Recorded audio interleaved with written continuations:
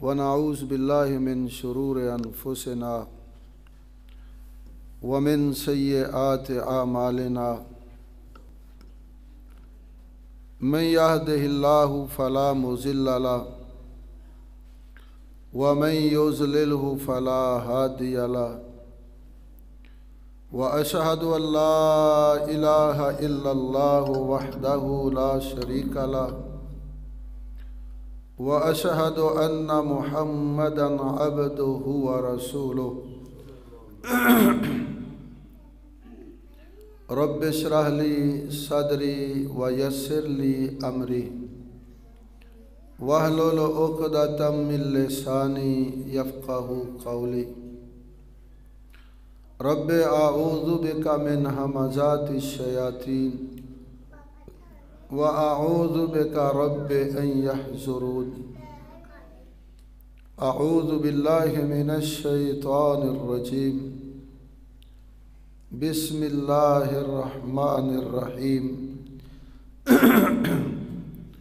वल अस्र इन्नल इंसाना लफ़ी खुस्र इल्लल्लज़ीना आमनू व अमिलुस्सालिहात व तवासौ बिल हक़ व तवासौ बिस्सब्र। हम्दो सना अल्लाह रब्बुल आलमीन की ज़ात ग्रामी के लिए, दरूदो सलाम इमामुल अंबिया अहमद मुज्तबा मुहम्मद मुस्तफ़ा सल्लल्लाहु अलैहि वसल्लम की ज़ात ग्रामी के लिए। सामीन मोहतरम, ये एक बहुत छोटी सी सूरत है जिसको सूरह असर के नाम से याद किया जाता है। अल्लाह रब्बुल आलमीन ने कुरान मजीद में 114 सूरतें नाज़िल की हैं। कुछ बड़ी सूरतें हैं, जो सबसे पहली सूरत है वो भी छोटी है, सूरह फातिहा, 7 आयतें हैं इसकी। और आखिरी पारे में, पारे के शुरू में कुछ सूरतें बड़ी हैं, आगे जाकर सूरतें छोटी छोटी और छोटी होती चली जाए। और आखिरी सूरत भी जो सूरह नास है वो भी छोटी है, सूरह फलक है वो भी छोटी है, और सूरह इखलास है वो भी छोटी है। सूरह कौसर भी छोटी सूरतों में आती है। तो ये छोटी छोटी सूरतें, ये देखने में अल्फाज तो थोड़े हैं, लेकिन इनके अंदर जो माना और मफ़हूम है वो बहुत वसी है। जो सूरह फातिहा है ये पूरे कुरान का खुलासा है। जितने मज़ामीन सूरह फातिहा के, जितने मज़ामीन कुरान के अंदर हैं, वो सारे के सारे इख्तिसार के साथ सूरह फातिहा में मौजूद हैं।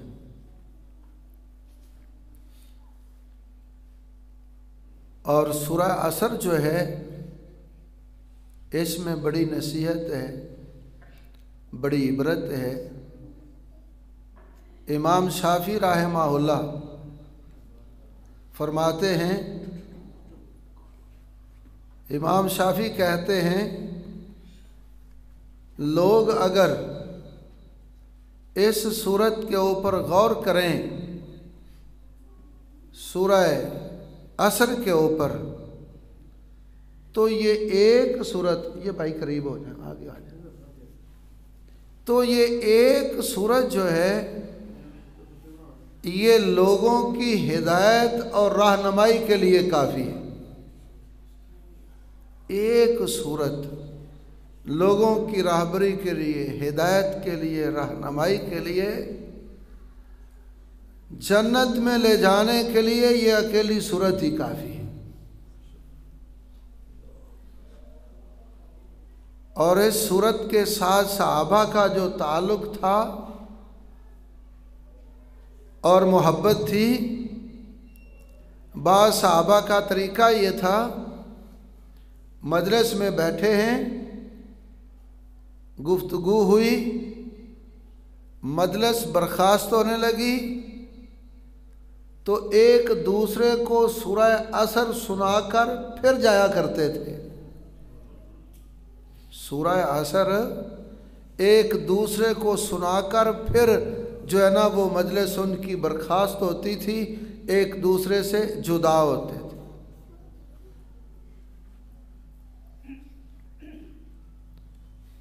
ये सूरह असर जो है,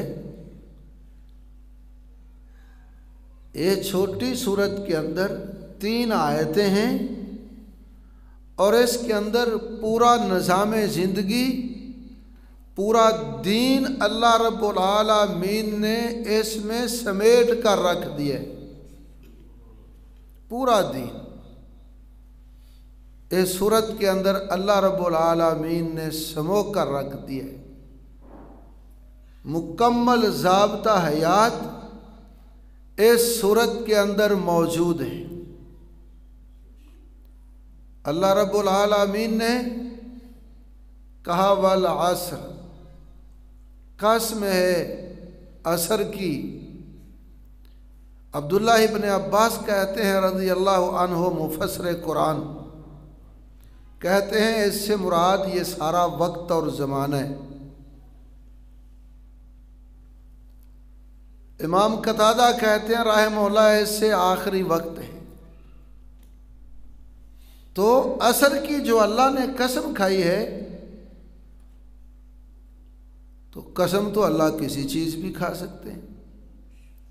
अल्लाह कसम ना भी खाएं तो अल्लाह को ज़रूरत ही कोई नहीं है। अल्लाह की ज़ात भी सच्ची है, अल्लाह की बात भी सच्ची है, अल्लाह की ज़ात भी ला रैब है, अल्लाह की बात भी ला रैब है। जो शक करेगा उसका बेड़ा गर्क हो जाएगा। अल्लाह को तो ज़रूरत ही नहीं है कसमें खाने की, लेकिन हाँ जिसकी अल्लाह कसम खा लेते हैं उसके मकाम व मर्तबा में इजाफा हो जाता है, उसकी इज़्ज़त और अज़मत बढ़ जाती है। अल्लाह ने असर की कसम खाई है कि ज़माने की कसम है। ज़माना वक्त को कहते हैं, तो ये ज़माना जो है वक्त, ये हमारे लिए असल है, बुनियाद है, रासुल माल है। रासुल माल ना हो तो काम चलते ही नहीं है। कारोबारी लोग समझते हैं कि रासुल माल क्या होता है। इसको समझने के लिए किसी ने बड़ी शानदार मिसाल दी है कि एक आदमी बर्फ़ का ब्लॉक रख कर बैठा हुआ है। अगर तो वो बर्फ़ को फ़रोख्त कर रहा है, बेच रहा है, गाहक आ रहे हैं, वो दे रहा है, तो उस बर्फ़ का उसे फ़ायदा होगा। और अगर वो गाहकों को देना रख कर बैठा रहे तो क्या होगा जी? क्यों जी, क्या होगा? पानी है, पिघल जाएगा, बस। कोई फ़ायदा हुआ उसे? कुछ नहीं। जिस तरह ये बर्फ़ बेचने वाला बर्फ़ फरोश अपनी इस बर्फ़ को वक़्त पे बेच देता है, फ़रोख्त कर देता है, पैसे कमा लेता है और ले आएगा, इसकी रोज़ी चलती रहेगी। इसने इस बर्फ़ से फ़ायदा उठाया है। ये वक्त उस बर्फ़ की तरह पिघलता और गुज़रता जा रहा है। बर्फ़ नहीं इंतज़ार करती मेरा मालिक वो क्या करे, मुझे इजाज़त दे तो मैं पिघलूँ। नहीं, उसने पिघलना है। जिस तरह बर्फ़ पिघलती जा रही है, वक्त गुज़रता जा रहा है। अब इस वक्त से जो लोग फ़ायदा उठा लेते हैं वो कामयाब है, और जो फ़ायदा नहीं उठाते हैं वो नाकाम है, वो हाथ मलते रह जाएंगे। वल असर, ज़माने की कसम है। और फिर असर से मुराद असर का वक्त भी है और असर की नमाज भी है। असर का वक्त भी बड़ा कीमती होता है। सुबह लोग काम करते हैं, जो ही असर हो जाती है हर कोई अपना काम समेट कर वापस घर की तरफ जाने की तैयारी में लगा होता है,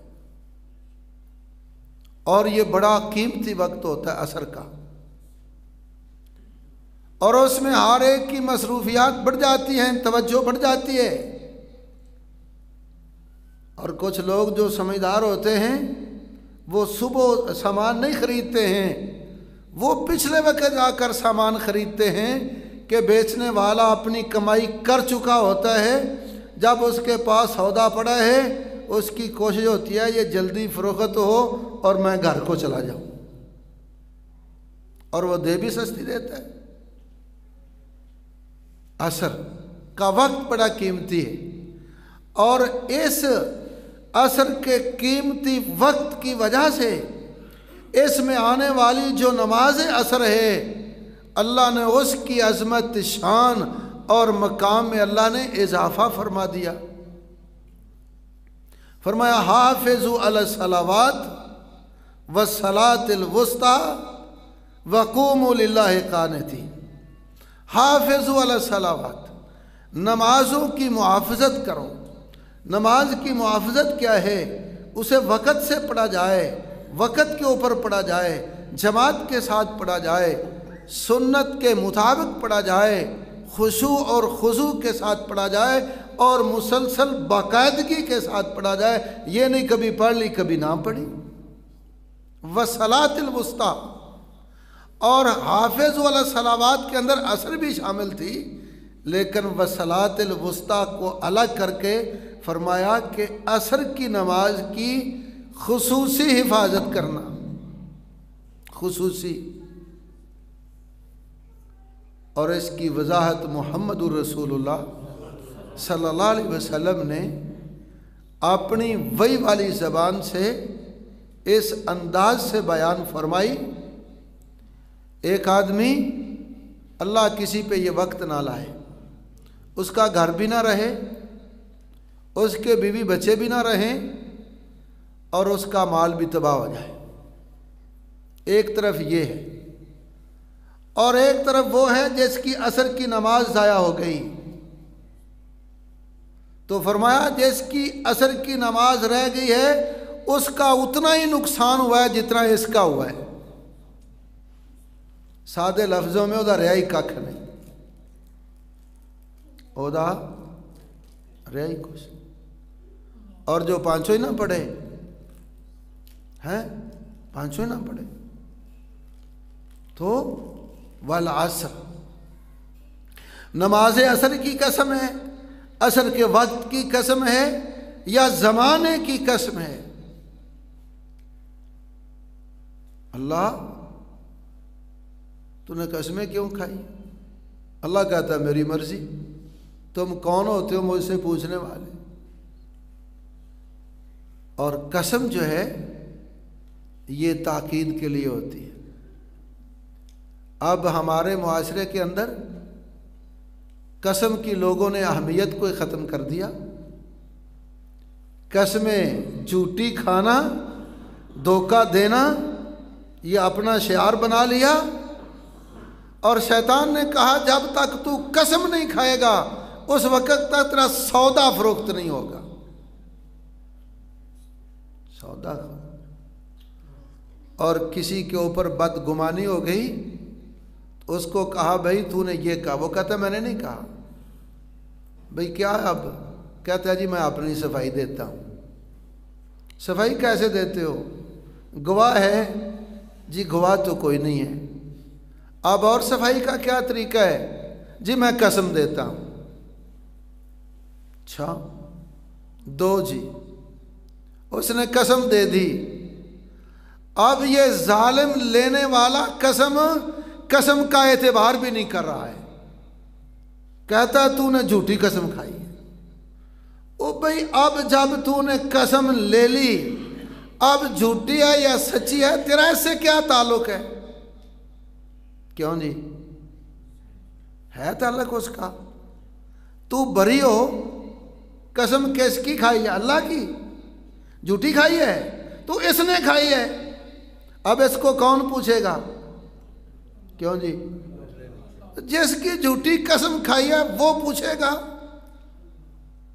जब अल्लाह दरमियान में जामन आ गया, तू कौन होता बातें करने वाला? क्यों जी, ये बातें आपने सुनी है ना। लोग कसम का एतबार भाई नहीं करना था, मुतालबा क्यों किया? क्यों किया मुतालबा? नबी अलैहिस्सलाम के ज़माने में एक वाक़या पेश आया, एक आदमी कत्ल हो गया, दलील कोई नहीं थी, उधर यहूदी थे, फरमाया ऐसा करो, या दलील दो या उनकी कसम का एतबार करो। जी वो गैर मुस्लिम है, फरमाया गैर मुस्लिम है जैसे भी है, या तुम दलील दो या उनकी कसम का एतबार करो। जब अल्लाह दरमियान में गवाह आ जाए, कसम अल्लाह की है, तो फिर अल्लाह पे छोड़ दो। बनी इसराइल में दो आदमी, एक कहता मुझे 1000 दिनार कर्ज दो, कहता है कोई गवाह, जामन कोई, कहता है मेरा कोई जामन नहीं है, मैं अल्लाह को जामन देता हूँ। कहता है जामन तो अल्लाह को मान लिया, कोई गवाह ले आ, कहता है जी गवाह भी अल्लाह ही है, जामन भी अल्लाह, गवाह भी अल्लाह। अच्छा, कर्ज दे दिया, उसने ले लिया। वो दरिया के इस तरफ रहता है, ये दरिया के इस तरफ रहता है। रवायत भी सही बुखारी में। जब वक्त आया, कर्ज लेने वाला दरिया के इस किनारे, देने वाला इस किनारे। जामन किसको दिया? अल्लाह को। गवाह किसको दिया? अल्लाह को। तो बाज़ दफ़ा इम्तिहान भी आ जाता, अल्लाह में इम्तिहानों से महफूज फरमाए। ये देने वाला खालिस नियत के साथ पैसे लेकर बैठा है, अल्लाह की मर्जी सारा दिन, कोई कश्ती आई नहीं, कोई गई नहीं। अब इसने क्या किया? अल्लाह तुझे जामन दिया था, अल्लाह तुझे गवाह बनाया था, तू जानता है कश्ती कोई नहीं। लकड़ी ली, उसमें सुराख किया, उसमें पैसे रखे, कहा या अल्लाह तुझे जामन दिया था, मेरी अमानत उस तक पहुँचा दे, मेरी अमानत उस तक पहुँचा दे। इस तरह सामने सामने बैठे हैं, पानी इधर को जा रहा है। और भाई अल्लाह को जामिन बनाकर, गवाह बनाकर, उसके ऊपर यकीन करके को देख, नामुमकिन को मुमकिन ना बना दे तो उसे रब कौन कहेगा?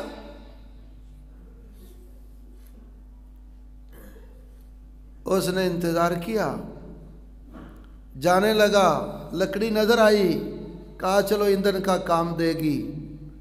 लकड़ी किनारे लगी, पकड़ी, घर ले गया, उसको खोला, फाड़ा उसको, उसके अंदर से पैसे निकले और साथ उसमें लिखा हुआ था, मैं पैसे लेकर आया था, कश्ती कोई नहीं थी, ये पैसे मैंने इसमें रख दिए। अगले दिन या उससे अगले दिन और पैसे लेकर उसके पास पहुंचा। उसने अल्लाह को गवाह माना था, जामिन माना था, उसने भी अल्लाह की ज़ात के ऊपर एतमाद और भरोसा किया, यकीन किया, और इसने भी यकीन किया, इसने भी लाज रखी। अब उसकी अमानत उसके पास पहुंच गई। अब ये और लेकर जा रहा है। अब वो दूसरा 1000 दिनार भी रखना चाहता, क्यों जी, रख सकता था कि नहीं? क्यों जी? रख सकता था, देखा किसी ने? नहीं। लकड़ियों में पैसे जाते हैं? वो दरिया में लकड़ी फेंकी, वो दोपार जाती है? नहीं। कहने लगा तूने लकड़ी में पैसे भेजे थे? कहा हाँ भेजे थे। अच्छा, फिर वो तेरी अमानत अल्लाह ने मुझे पहुँचा दी है, मेरे पैसे पहुँच गए, ये तेरे हैं, मुझे इनकी ज़रूरत नहीं। हम भी ईमान रखते हैं, हमारा ईमान हमें इस बात पे नहीं उभारता है, जब मामला दरमियान में अल्लाह का आ गया है तो फिर अल्लाह के सुपुर्द कर दें, तो फिर अल्लाह कभी परेशानी नहीं आने देगा और कभी अल्लाह जलील नहीं होने देगा। रब के ऊपर यकीन, तवक्कुल की हमें ज़रूरत है। हमारा अल्लाह के साथ ताल्लुक़ बहुत ज़्यादा कमज़ोर है। जिन लोगों का जितना ताल्लुक़ अपने मालिक के साथ मजबूत होता है, अल्लाह जन्नत तो मरने के बाद मिलेगी इंशाअल्लाह, अल्लाह उनकी दुनिया ही जन्नत बना देते हैं। अल्लाह उसकी दुनिया ही जन्नत बना देते हैं। और जन्नत क्या है? जन्नत नेमतों का घर है, दारुस्सलाम है, मकाम अमीन है, दारुल खुल्द है, उसमें अमन, सुकून और इत्मीनान है। अल्लाह इसके घर को भी दारुल अमन बना देंगे, दारुस्सलाम बना देंगे। ये उठेगा तो सुकून से, बाहर जाएगा तो सुकून से, जहाँ होगा इसका दिल मुतमईन होगा। क्यों जी? इंशाअल्लाह गौर करना है ना इस बात की, कि नहीं करना है? जहाँ अल्लाह का नाम आ जाए तो फिर वहाँ रुक जाए, ब्रेक लगा दे। यकीन करके देखें, वो सच कहता है, वो झूठ कहता है, उसके ऊपर छोड़ दे। जा, तेरा और तेरे रब का मामला है। वल अस्र इन्नल इंसान लफी खुस्र, इंसान खसारे में है। खसारा किन लोगों को खसारा है? वमन यत्तखिज़ शैतान वलियन मिन दूनिल्लाह फ़क़द खसिरा खुसरान मुबीना। खसारे वाले कौन हैं? जिनका ताल्लुक़ रहमान से नहीं है, जिनका ताल्लुक़ शैतान के साथ है। खसारे वाले कौन हैं? कुल हल नुनब्बिउकुम बिल अख़सरीन आमाला अल्लज़ीना ज़ल्ला सायुहुम फ़िल हयाति दुनिया वहुम यहसबूना अन्नहुम युहसिनूना सुनआ। जिनकी दिन रात दुनिया के पीछे गुजर रही है वो खसारे में है। जिनको नमाज की फ़िक्र नहीं, रोज़े की फ़िक्र नहीं, हलाल हराम की फ़िक्र नहीं, रब के साथ कभी कोई ताल्लुक़ वास्ता ही नहीं। और नबी करीम सल्लल्लाहु अलैहि वसल्लम ने बद्दुआ की है ऐसे इंसान के लिए। अल्लाह अकबर कबीरा। ताइसा अब्दुद दिनार व दिरहम वल कतीफ़ा वल खमीला। फरमाया जो दिरमो दिनार का बंदा है, कपड़े का बंदा है, इसके अंदर जितनी ख्वाहिशात थी ना वो सारी की सारी रख दी है। दिरमो दिनार पैसा और खमीला और खमीसा के अंदर ये जितना इंसान की ये मादी ज़रूरियात है ना, रोटी कपड़ा मकान सारे जमा कर दिया है। तायसा इसका सादा तर्जमा वही है, वो तेरा वाला। हमारी ज़बान में कहते हैं ना, ओ शाला तेरा रवे कख ना, तेरा बेड़ा ही गर्क हो जाए। आने तेरा तीला ना रवे, और तेरा बूटा ही पुटिया जाए। ये अल्फाज उस वक्त बोलते हैं जब इंसान इंतहा दर्जे का किसी के ऊपर क्या करता है? जुल्म करता है। और जब इंसान अंदर से जल जाता है ना तो फिर इस तरह की बद्दुआएं ज़बान से देता है। तायसा का माना यह है बेड़ा गर्क हो जाए, उसका तबाह बर्बाद हो जाए। इन्नल इंसान लफी खुस्र, इंसान खसारे में है। खसारा क्या है? खसारा ये है कि इंसान रब को भूल जाए, अपनी असलियत को भूल जाए, और दुनिया दुनिया और दुनिया ये जग मिठा ते अगला किन्ने मिठा वेखी जाएगी इत्थे ऐश कर लीए हैं। अल्लाह अकबर कबीरा। अल्लाह खसारे से बचेंगे कौन? फरमाया इल्लल्लज़ीना आमनू, एक सिफ्त, व अमिलु सालिहात दूसरी सिफ्त, व तवासौ बिल हक़ कितनी हो गई? 3, व तवासौ बिसब्र 4। फरमाया 4 सिफात वाले खसारे से पाक हैं, ये कामयाब हैं। जिनके अंदर ये सिफात नहीं है वो नाकाम है, वो फेल हैं, वो नामुराद है। 4 सिफात, ईमान, अमल साले, हक की तलकीन दूसरों को और सब्र की तलकीन। जरा गौर करें, क्या ये चारों सिफात हमारे अंदर पूरी मौजूद हैं या मामला कोई गड़बड़ है? क्या नहीं गौर करेंगे ना इंशाअल्लाह हैं? अपना हम देखा करें, हम लोगों को देखते हैं, अपना मुहासबा किया करें। और असर की कसम खाकर अल्लाह रब्बुल आलमीन ने हमें ये सबक भी दिया है कि इंसान तूने अपना मुहासबा करना है, जो आज गुजरी है या जो माजी गुजर चुका है, इसमें क्या क्या कोताही और गलती की थी, कल को वो नहीं करनी है, कल वो नहीं करनी है। दुनियादारी के मामले में तो हम कहते हैं आज का काम कल पर मत छोड़ो हैं। जब आखिरत का मामला कहते हैं इसे छेड़ो ही ना, इसे छेड़ो ही ना।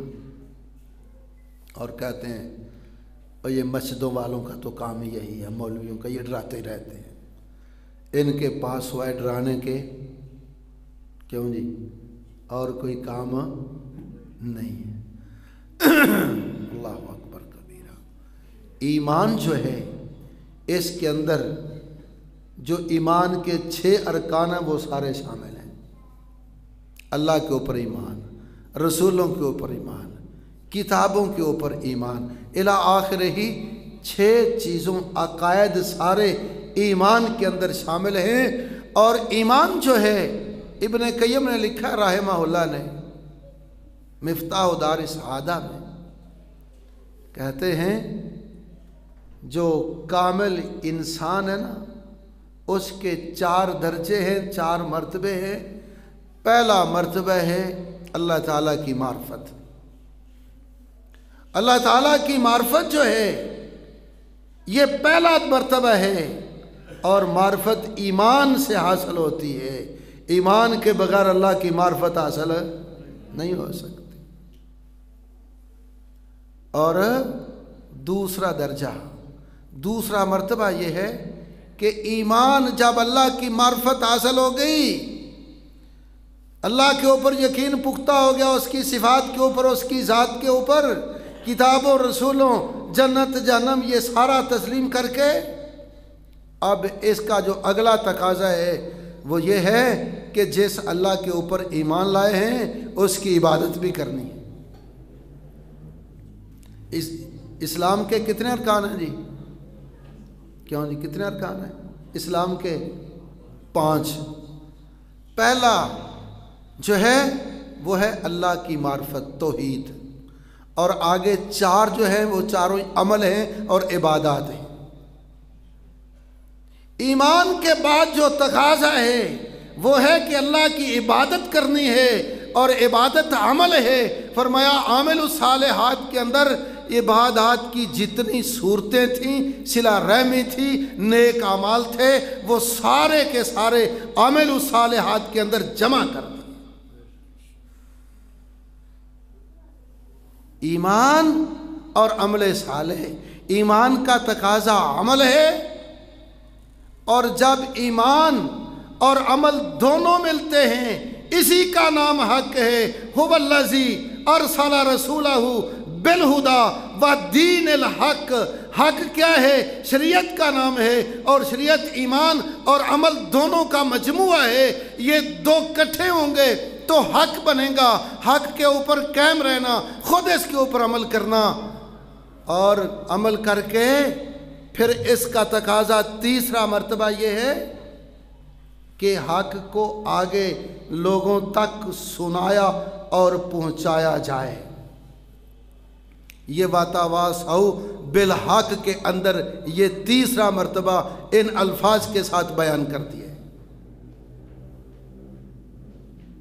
और चौथा मर्तबा क्या है?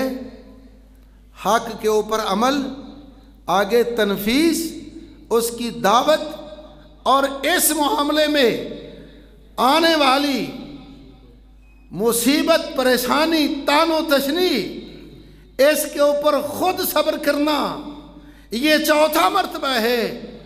और लोगों को इसकी तलकीन करना कि हक को अपना कर जब इसको आगे पहुँचाएंगे तकलीफ़ें आएंगी, खुद भी सब्र करना है, दूसरों को भी सब्र की तलकीन करनी। ये चौथा मर्तबा है। ये चार मरातब इकट्ठे हों तो इंसान कमाल की इंतहा को पहुंचता है। ये चारों मर्तबे सहाबा के अंदर मौजूद थे, वो कमाल की इंतहा को पहुंचे हुए थे, वो कमाल की इंतहा को पहुंचे हुए थे। उनके अंदर ये चारों चीज़ें मौजूद थी, ईमान भी, अमले साले भी, हक के ऊपर डटना भी, और हक को आगे फैलाना भी, और रास्ते में आने वाली तकलीफ़ों के ऊपर सब्र भी करना। ये उन्हीं के सब्र का नतीजा है कि आज हमारे पास इस्लाम मौजूद है। अगर वो तकलीफ़ों के ऊपर सब्र ना करते, इस्लाम हम तक ना पहुँचता।